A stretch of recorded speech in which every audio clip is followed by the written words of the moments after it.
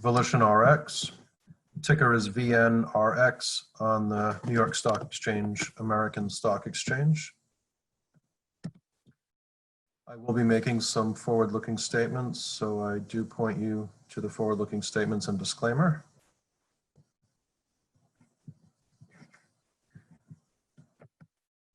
And a little bit about Volition. Our mission is simple. We want to save lives. We are a diagnostics company developing blood tests to screen primarily for different cancer types. But as Gilbert mentioned, we are also developing a blood test for a non-cancer indication, COVID-19. And I'll talk a little bit about that product because the coronavirus is front and center for most of us these days. So here you can see a little bit about our COVID-19 product development and developing a blood test for this particular virus. We are not developing a frontline blood test for the coronavirus. There are a number of FDA-approved frontline screens for the coronavirus already in use in the United States.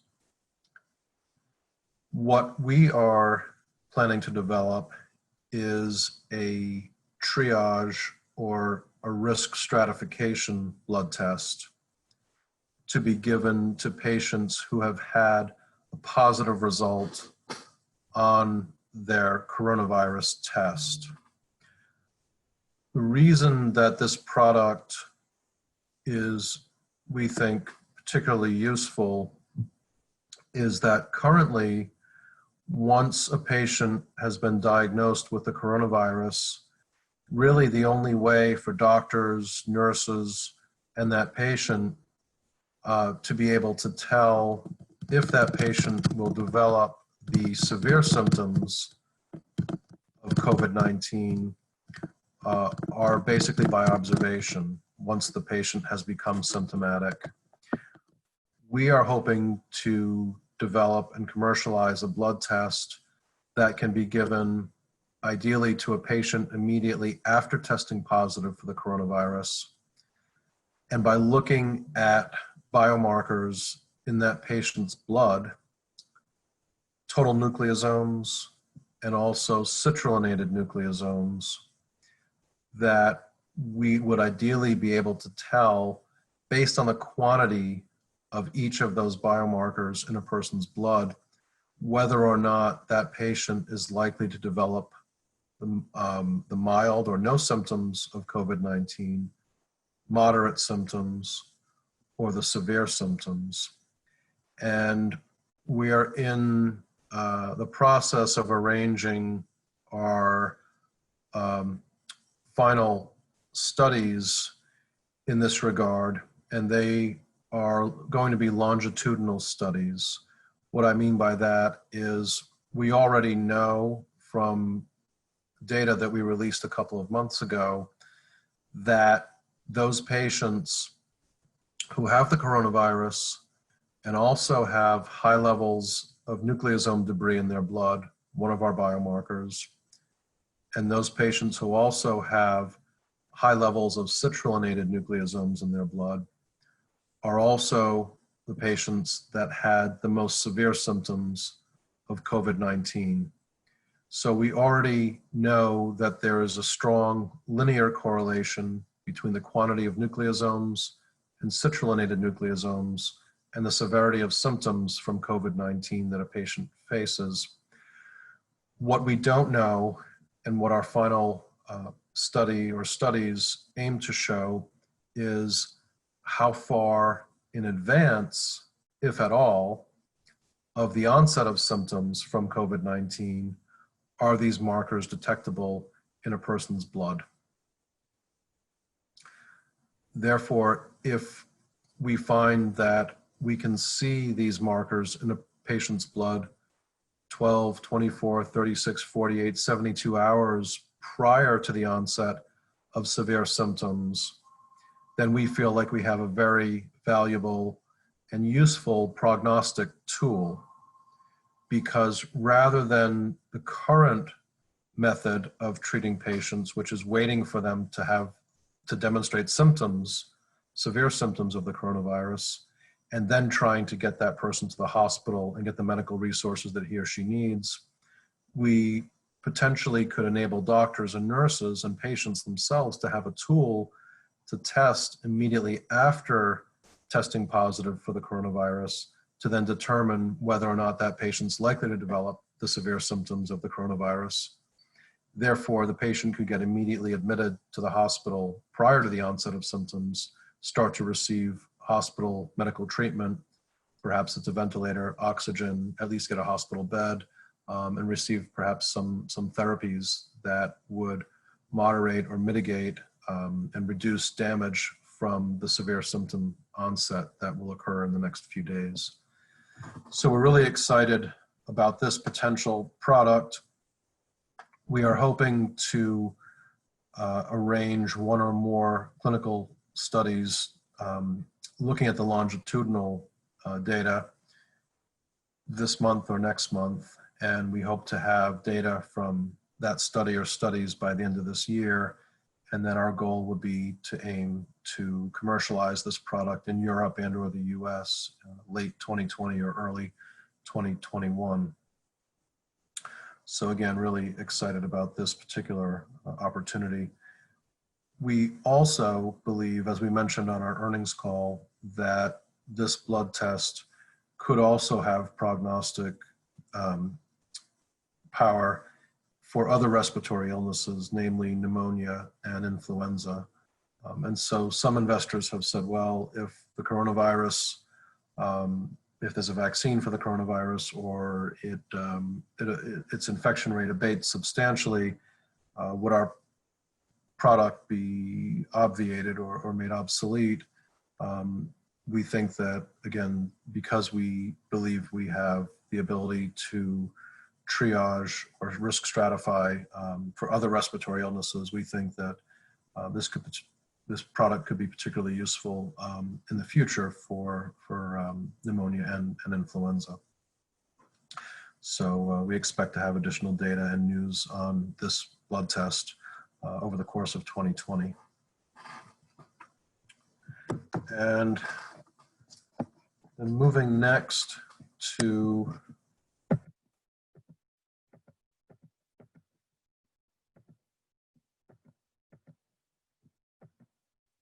some other data that we expect over the course of 2020.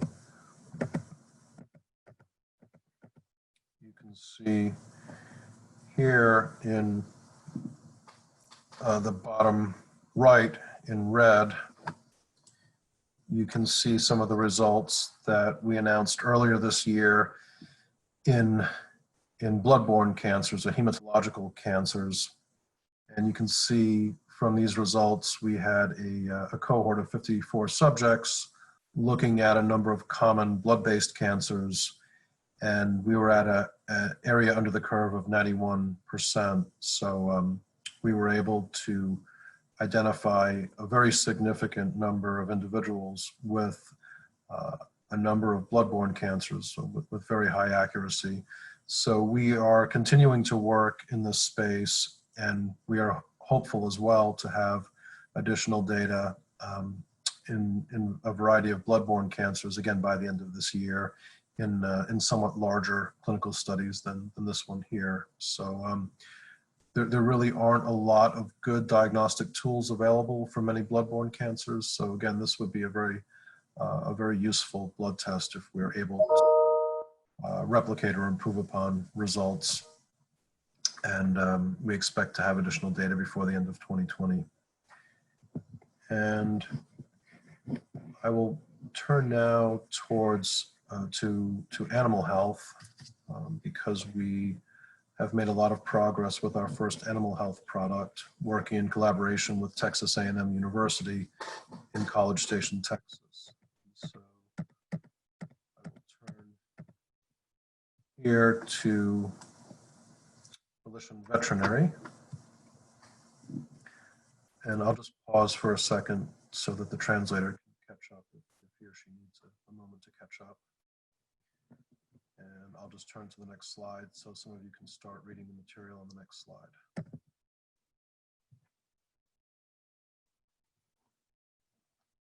As I mentioned, we are working with Texas A&M University's Veterinary College of Medicine to develop a blood test to screen for some of the most common cancers in canines or dogs.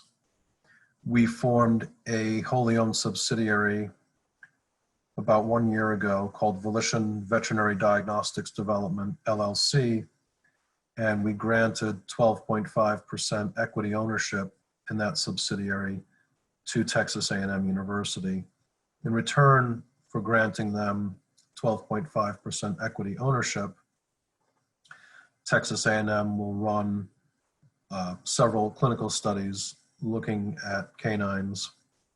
The university will, if the data is strong, will ideally begin to sell our blood test through their reference lab at the Veterinary College of Medicine at Texas A&M University.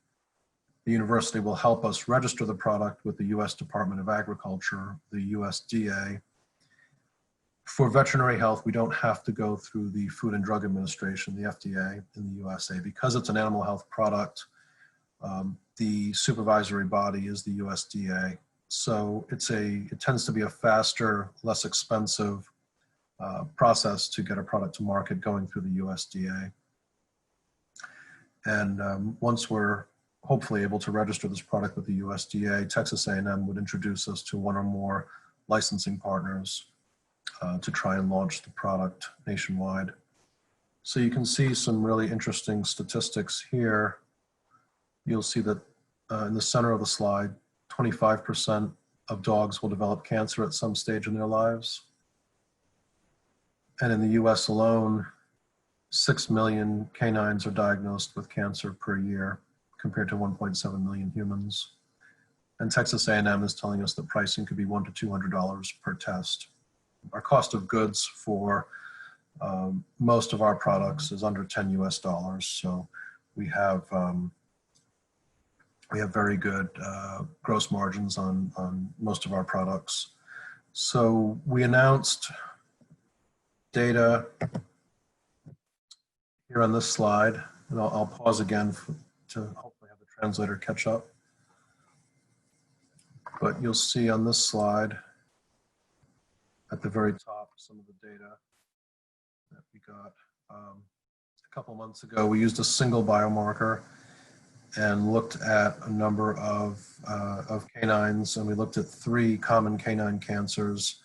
And for canine lymphoma and canine hemangiosarcoma, you'll see that we detected 70% of those dogs with these 2 cancer types at specificity of 90%, which means a 10% false positive rate. So very good accuracy for a blood test. Really excited about these early results that we achieved with Texas A&M University a couple months ago. We are continuing to both look at additional canine cancers beyond hemangiosarcoma and lymphoma, and we are looking to see if by adding additional biomarkers we can improve upon the already very remarkable performance of our blood test. So we expect to have additional data over the course of the coming months. I've presented several times at the GCFF conference, so some of you are familiar with our other clinical work. I won't spend too much time on it because I think we're getting down to the last few minutes, but a lot of you know Volition for the work we've done in colorectal cancer and lung cancer. You can see some of the results here on this slide that we've achieved over the last couple of years. So again, getting really good results in both lung and colorectal cancer, and we expect to have additional data late this year or into the first half of next year in both our lung and colorectal cancer programs in Europe and in Asia. We have several studies underway in lung cancer and colorectal cancer at National Taiwan University in Taipei, so we expect to have additional data most likely in the first half of next year. And before I open it up to Q&A, I'll just go to our financial snapshot slide. And you can see here, we're listed on the NYSE American Stock Exchange. Ticker is VNRX. Our market cap has been in the 150 to 200 million US dollar range for the past year or so. You can see our 52-week range. We're burning about 1.7 million US dollars per month. As of the end of the second quarter of 2020, we had 21.3 million USD in cash. And then after the quarter closed, we raised another 5 million or so through an ATM facility. So we have a very comfortable cash position, just under 2 years worth of cash. And we have a lot of clinical data and milestones over the course of 2020 and 2021. So we expect investors to focus on the clinical data as we report additional data for our blood tests in COVID-19, our blood-borne cancer tests, our veterinary blood test, and lung and colorectal cancer. So I think I should stop there. Again, VNRX on the NYSE American. We have 5 analysts covering the company, and very strong insider ownership, about 20% insider ownership and about 20% institutional ownership in Volition. So I think I'll stop there and open it back up to Gilbert to see if there are any questions for me. And thanks again for joining today. Yes, thank you, Scott, for your time here. We've got a few questions here I'd like to go through, see if we've got time here. The first one, I'd like to ask them together. There's a one from the Chinese feed here, asking you about the COVID-19 test, I believe, the new product. What sort of expecting timeline here? And then along with another question similarly, he was asking you, is that your main focus right now or your other product? This is just an add-on from Brian Hurton. So I just got to ask them together.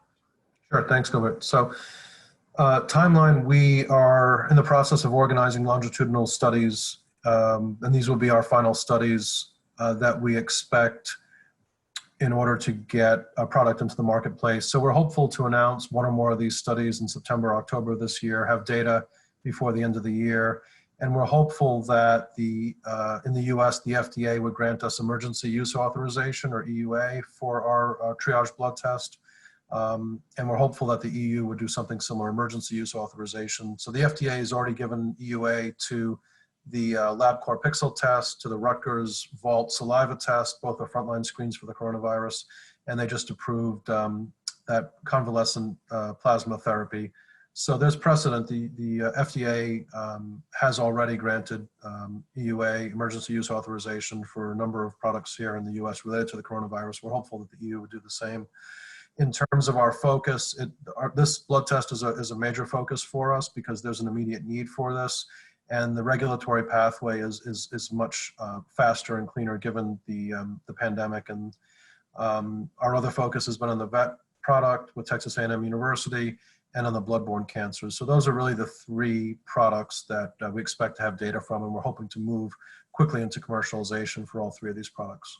Yeah, so we went a bit out of time here, so I'll just ask one more question before you go. So someone from the Chinese feed, Tom Lin, asked you, so you signed a partnership with Volition, a big company in China last year. So how did that go so far, the partnership?